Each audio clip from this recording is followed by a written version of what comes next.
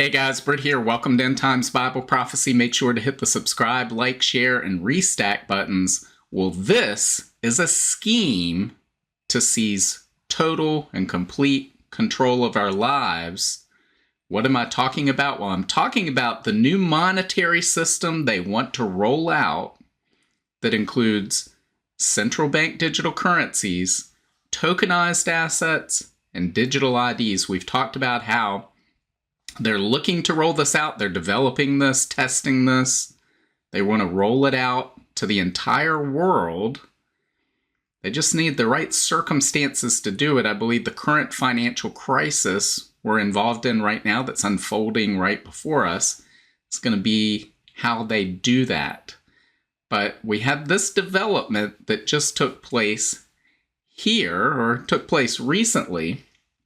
So we want to talk about this. It says Visa introduces tokenized asset platform for fiat-backed tokens. And we're going to do my best, so hang in there. I'm going to do my best to put this in as simplified language as I can, but let's see what they're talking about. It says, on October 3rd, Visa, the global leader in digital payments, announced the launch of its Visa Tokenized Asset Platform, VTAP, a new initiative designed to facilitate the issuance and management of tokenized assets.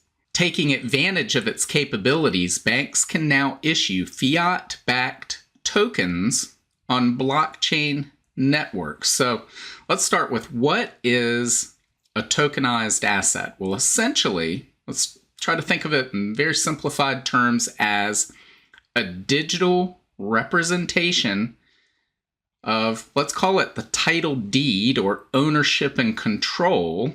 And those are two different things. We're gonna get into that in a moment, because you can have ownership without control and control without ownership. And we tend to think the two are intertwined and inseparable, but they are not. And that's a key component to understanding what they're trying to do, how they want to control us.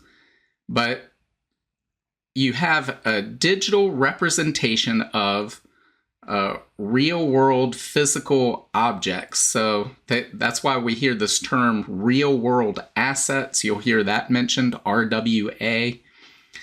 And so think of a token, a digital token that represents a piece of land, maybe a single-family home or an apartment building, a stock, a bond, a gold bar in a vault somewhere. They can create these tokens. The tokens are exchanged and settled in real time. So that, in most cases, when you're talking about selling a piece of property, there's a lot of legal filings and administrative work that takes place to transfer ownership from one person to another. And then that has to be filed at the local courthouse. When this is put on a blockchain, and that title deed essentially is put onto a decentralized blockchain, we'll call that the distributed ledger. And again, we won't get into all of that now, but you can look up in a search engine distributed ledger if you don't already understand what that means. And that's basically the backbone behind Bitcoin and a lot of other cryptocurrencies that you might hear mentioned in the media. But it's a decentralized ledger that would make an accounting for ownership transferring from one person or one entity to another. And it's settled in real time, so you can cut out all of those administrative headaches. So they want to do this for really everything. Right now they're telling us, oh, well, it's going to simplify your life in this way, but they're going to do this for everything. And Visa wants to be at the forefront of this. So that's what this article is talking about when they're talking about VTAP and the Visa Tokenized Asset Platform. They say it's a blockchain-based product aimed at helping financial institutions create, issue, and manage digital tokens. These tokens can represent stablecoins, tokenized deposits, or central bank digital currencies. I don't know why, but As the space is moving so fast, I find it hard to keep up with. I'm not sure why you want to create a tokenized asset of a central bank digital currency, but I'm sure there's a lot of ways that people will do that, means for which they'll want to do that. It says, VTAP is designed to bridge the gap between traditional fiat currencies, so think about dollars and yen and euros, and blockchain networks by enabling transfers of fiat-backed tokens, ensuring that financial institutions can experiment with blockchain in a secure, controlled environment. So right now we have, essentially what they're saying is there's all these different cryptocurrencies, blockchain networks, all of these different things that are out there in this space. Think of when the railroad industry started or when the automotive industry started. You had thousands of companies operating in the space of the railroad industry and the automotive industry until you had clear winners emerge. And then you generally had 3 companies that dominated 90% of the market share in whatever region or area they were operating. So that tends to be how the business cycle works, how that industry development process works. And so right now we're in that early startup phase where you have thousands of different companies, thousands of different entities, networks, and it's not clear who will emerge as the winner yet. Visa wants to make sure they're in the middle of that, and what they're doing is they're creating a platform that enables you to link all of these together to be able to create and innovate in this space in a way that lends itself to ease of operation and interoperability with all these different platforms so that they would be the gatekeeper at the forefront of tokenized assets. I think that's what they're aiming to do with this. So it talks about, well, here are the benefits of that for financial institutions. So ease of integration. We just talked about, they'll be able to create, transfer their own tokens. They'll be able to interact. They'll be able to work with these different platforms in ways that makes it easy for customers to provide you with their dollars or their pounds or their euros or their yen or whatever it may be in exchange for whatever they're trying to do, supposedly for us. It's more likely to us. And so it makes it easier to innovate in this space and to have a platform that is compatible with everything that's out there. They talk about programmability with smart contracts. So, smart contracts are great because you have these tokenized assets. They're pre-programmed and allow banks to automate complex financial processes, such as administering lines of credit in a more efficient and transparent manner. So they want to program these as well. We've talked before about programming central bank digital currencies. They'll be able to say, well, that central bank digital currency only works in exchange for these items or in this area. And they can effectively put you under house arrest if they want to, based on your central bank digital currency and how they program it. They want to do the same thing to tokenized assets. And then they talk about interoperability across blockchains. So this would give you one point of access, or give the financial institutions one point of access to be able to access all these different platforms. So this goes on, it talks about Visa's commitment to blockchain. It says Visa has been at the forefront of innovation in the financial sector for nearly 6 decades. The firm's vast network of over 15,000 financial institutions across 200 countries puts it in a unique position to drive the adoption of blockchain technology. With its expertise in payment systems, Visa aims to provide banks with the tools they need to participate in the growing tokenized asset ecosystem. safely and securely. And remember, we've talked about as they're luring us all into this trap, they're going to use this flowery language about how wonderful it is. There's no downsides whatsoever. Well, yeah, maybe some crackpots have some privacy concerns, but other than that, everything's going to be wonderful. It's going to be better. This is good for you, right? All of these press releases say the same thing. It says, as the adoption of blockchain continues to expand, tokenized assets are becoming more prevalent across various industries. The value of on-chain, real-world assets has surpassed $12 billion, according to a recent Binance research report. The Boston Consulting Group predicts that by 2030, there's that year again, the tokenized asset market would reach an astounding $16 trillion. So an increase of over 1,000-fold in really about 5 years, because 5 years from now, we'll be knocking on the door of 2030. Hopefully we're not here for that, but this shows you where they expect things to go and where they're trying to get to. It says, likewise, Visa envisions a future where tokenized assets are widely adopted across different blockchain ecosystems. Through VTAP, financial institutions can access the tools to interact with clients and partners across multiple blockchain networks, enabling broader adoption of blockchain-based solutions in the global financial market. While VTAP is in its early stages, Visa expects banks to begin launching live pilots of fiat-backed tokens by 2025.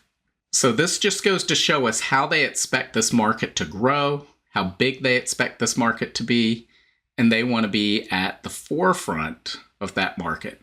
And again, we've talked about a lot about central bank digital currencies, and these would be issued by central banks, which are quasi-government private entities. They're really the big banks in cahoots with the governments, right? That's what we're talking about when we're talking about central banks. They're going to issue currency, so dollars, yen, euros, pounds, in this centralized digital world where they can surveil you, control you, program that currency so they can control you, as we just mentioned. They could effectively put you under house arrest. But think about how financial transactions take place now. If I want to purchase something, I find somebody who has that product I want or that service I want, and I trade them that currency, so dollars most of the time. There's some barter that still takes place, but most transactions are involving dollars, rubles, rupee, yen, whatever the national currency is. That's half of every transaction that takes place involving those national currencies. So that gives them control over half of all of those transactions. Gives them surveillance to a degree on at least who you're transacting with, but not necessarily what you're transacting, what the good or service in question would be. Tokenized assets gives them greater insight into the other half of that equation. So if you're trading dollars for, say, something they don't want you to have, I don't even know what I can say on Google, means to protect yourself, right? So if you're buying something that gives you a means to protect yourself and the government says you shouldn't have that, or let's say you want to buy, gold or silver or anything at the grocery store, whatever it may be, or a stock or a bond, tokenized assets gives them the ability to create that digital representation of what you're purchasing and track that as well, have surveillance over that, program that, because they may say, well, we only want certain people to have access to the items that they may use to protect themselves and their families. So those can only be sold to certain types of individuals, just as the central bank digital currency could only be used by that particular individual to buy certain things. So they can get at it from both sides. It gives them complete control over every financial transaction. And of course, digital IDs, we talked about how that's the third leg of that stool. That's for your safety and convenience, so that nobody hijacks your ID. How do we know that this is your central bank digital currency or your tokenized assets? We can only know that if you agree to have this ID. So guys, all of this is about exercising surveillance and control over every aspect of your life. And if there's any doubt about the control aspect, right, that really this is about power. Ultimately, it's about power, having power over other people. So let's take a look at this second article, same subject.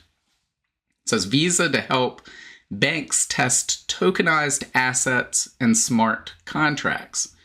Now, I think the key to this is seeing who is one of the players pushing this. So it says, in what is a key part of the payment service juggernaut's crypto venture, Visa is set to help banks test tokenized assets and smart contracts. Indeed, the firm has created a brand new platform in order to help the development and testing of fiat-backed tokens. The new tokenized asset sandbox has already been used by Spain's BBVA. That's a bank in Spain. Moreover, Visa notes that its assistance should help continue to evolve how global banks interact in an evolving financial world. It's just one of the many ways that the payment firm has continued to embrace the digital asset sector. It says, within the digital asset space, tokenization has become a burgeoning industry. Among the advocates of the evolution is Larry Fink, CEO of $10 trillion asset manager BlackRock. Earlier this year, he told Bloomberg the next step going forward will be the tokenization of financial assets. So guys, this is key to the control they want to exercise. They want to tokenize everything, right? If you read into it, you'll find they want to tokenize the national parks, right? You can look this up in search engines. Back in early part of the year, there was a big issue in Congress, a big scandal over the the New York Stock Exchange, and the government wanted to set up the system to where you could publicly trade digitized federal lands, right? So they want to tokenize everything, but they really want to tokenize financial assets because, again, that's how they exercise power and control over people. Because a lot of power that individuals have is a result of the financial assets at your disposal.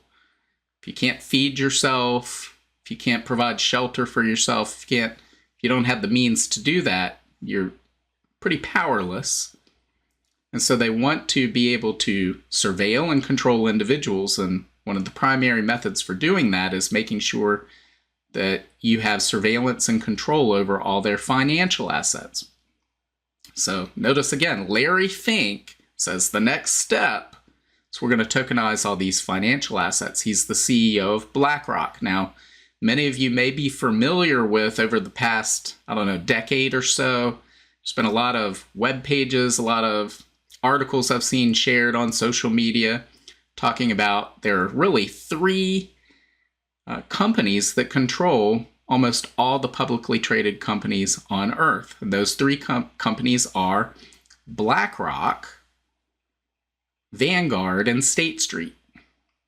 You may say, well, they don't own all of these companies, right? They don't own every company, but they control those companies. And we talked before about there's a difference between ownership and control. The two do not go hand in hand. Ideally, they would, under most circumstances. But how does that happen? Well, these companies, as I said, BlackRock is an asset manager. So you have these companies that manage assets for your average Joe, usually. So let's say here in the United States, your retirement plan is a 401k. Essentially, you have the same thing in other countries. It might just go by a different name, but you invest, $100 every week goes into this retirement account. And it may go invested into buying shares of an index fund or an ETF, which stands for exchange traded fund. And so essentially you're buying a share that represents, you're buying a piece of a pool of, say, the S&P 500, which means, so this index or this exchange traded fund went out and they bought shares of all 500 companies in the S&P 500. And so to buy those on your own, to buy one share of each of those companies would cost a lot more than $100. But you can come to them and say, I want to give you $100 and I want you to buy, the fractional representation of those shares. And so you own those shares. So those shares, I think it's somewhere around 70% of all the stocks are held in retirement accounts. So those are owned by probably you, your friends, your neighbors, the people around you, but they are not controlled by those same people, because when you buy these index funds, these ETFs, you'll notice you never receive any notification, hey, it's time to vote at the annual shareholders meeting, right? How do you want to vote? Whereas if you buy the individual stock yourself, you'll receive that notification. I'll say, who do you want to vote for the board of directors? And they'll ask a bunch of other different questions. But if you're buying ETFs or index funds, which is most of the offerings in retirement accounts and 401ks and other retirement vehicles, well, then you own those shares that get bought, but you're not voting those shares. So the question is, who is voting those shares? Well, Larry Fink is, right? Larry Fink, BlackRock, Vanguard, State Street, and whatever other company, whatever broker, because a lot of online brokers, they'll say now, hey, it's great. You can invest as little as $2, right? $2 worth of shares. And you can buy a share of 100 different companies for $2. And what they do, they're buying that single share and then dividing up the ownership 10,000 fold to all these people that gave them $2. But then they vote those shares, so that gives them immense power to control the board of directors for all of these major corporations, all these publicly traded corporations. And of course, then that gives them even more power to say, hey, Ed, I want you to do this for me. In exchange, I have the power to point you to the board of directors at Visa, right? Or wherever it may be, which comes with a whole lot of financial benefits and other perks. So certainly you'd be willing to do what I'm asking you to do, whatever it may be. So you can see the level of power that comes with being able to control what other people own, right? So they want to do this to an even greater degree. And my question would be, as they tokenize all these financial assets, does the entire ownership structure of everything become tokenized and give control to the people who are sitting over top of that system? I have to believe that it will. We'll have to see how the dust settles. But I don't think they're going to go, we could accrue all of this power to ourselves, but we should distribute it equally among the people. No, they're going to accrue that power to themselves. And so what they'll do is they can tokenize a share of stock. Let's say they buy a share of Microsoft stock, and then they go, well, you can buy 1/1000th of a Microsoft share. But they're ultimately voting the shares. Or could it get to a point, depending on how the breakdown goes? I mean, there could be an infinite number of ways they could do this, but ultimately I have to believe that however it happens, it's going to give them control over the voting rights of those shares, whatever companies are selling those.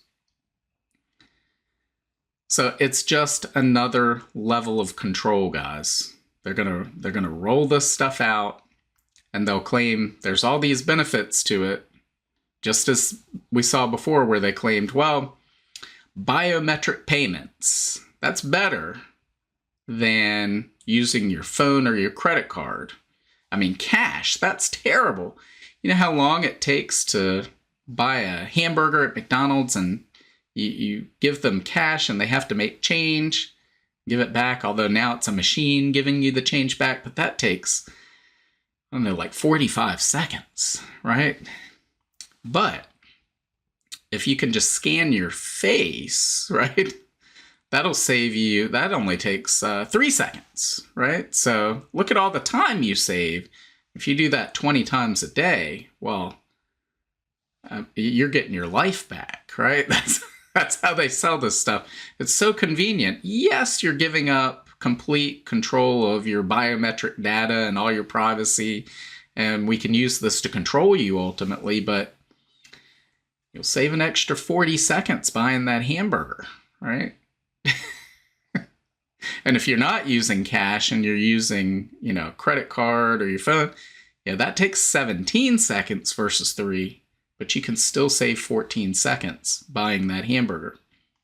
So this is the type of stuff they're pushing, guys, that it's all intended to give them control. So let's take a look at this article from Technopedia. Again, same story, why Visa's Tokenizing Assets platform for banks is a big deal. And of course, they don't know it, but they're burying the lead, as they tend to do in these types of stories. Because they're talking about, oh, isn't this wonderful for banks? But let's go down and see what this actually says. Because this is why it's a big deal. It says, despite the opportunities, Visa noted that certain challenges remain, particularly the fragmentation of tokenization platforms. So we talked about there's thousands of these things set up, just like there were thousands of automobile companies in 1900, and there were thousands of railroads in the 1800s until the industry consolidated and clear winners emerged. So it says different institutions may opt for different platforms depending on their specific needs and regulatory environments. The lack of standardization poses a hurdle to widespread adoption, complicating interactions between institutions. To address this, Visa is advocating for global standards and blockchain-based financial services, ensuring that institutions can operate across different networks. So, global standards, I'm sure Visa hopes they'll be astride those global standards. We've talked before about the Bank of International Settlements and Project Icebreaker and how they want to sit astride of central bank digital currencies, and how do you exchange CBDC in China for CBDC in Brazil? Well, the Bank of International Settlements will be happy to help you with that.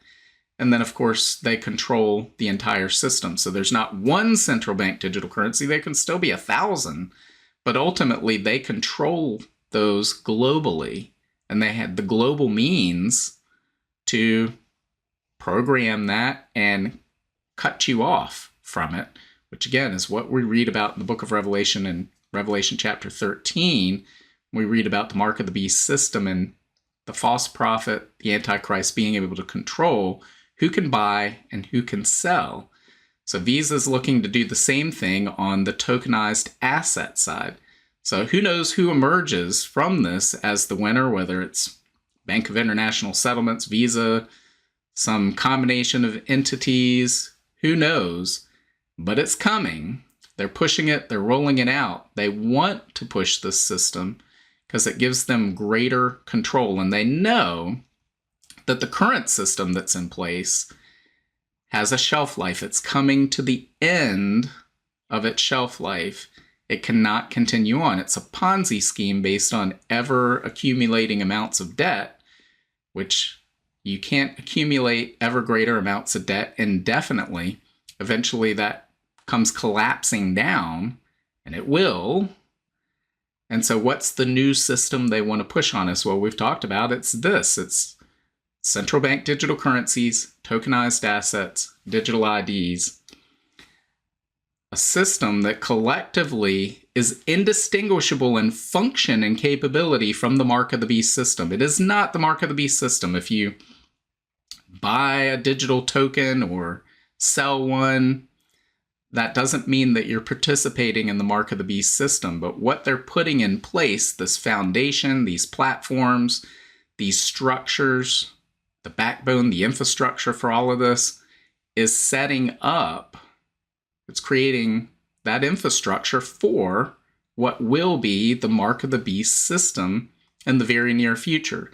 And all of this stuff will be put in place so that during the tribulation, when the Antichrist and the false prophet want to roll all this out, they just flip a switch and it's on, and their system is rolled out because it's already effectively been rolled out.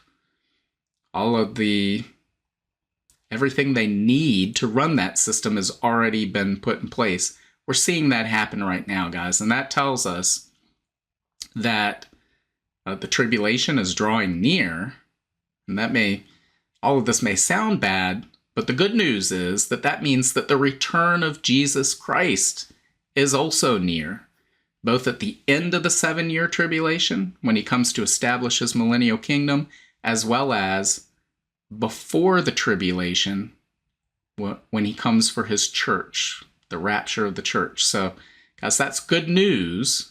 We should have our eyes fixed on Jesus, focused on that, doing everything we can to live righteously and to share the good news of Jesus Christ with as many people as possible. The Bible says we should always be prepared to tell others about the hope we have in Jesus Christ. So make sure that you're doing those things. That's what how we should be taking advantage of whatever time we have left on earth. But guys, all of this that we're seeing happen tells me this is the system. They're trying to roll this out. It gives them enormous control over almost every aspect of life. So this is telling us how close we are to that tribulation period. So let me know what you think. Leave your comments below. Make sure to hit the like, share, subscribe, restack buttons. And God willing, I will see you on Monday. Bye. If you want to learn more about the end times and Bible prophecy, make sure to visit my Substack at brittgillette.substack.com.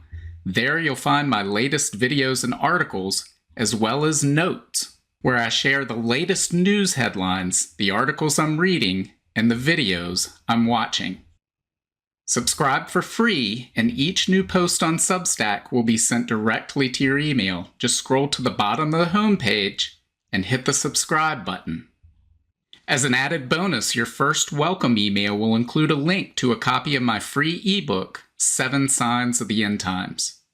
Also, make sure to check out all of my books. Just look up Britt Gillette on Amazon, Barnes & Noble, Apple iBooks, Google Books, Kobo, or anywhere books are sold.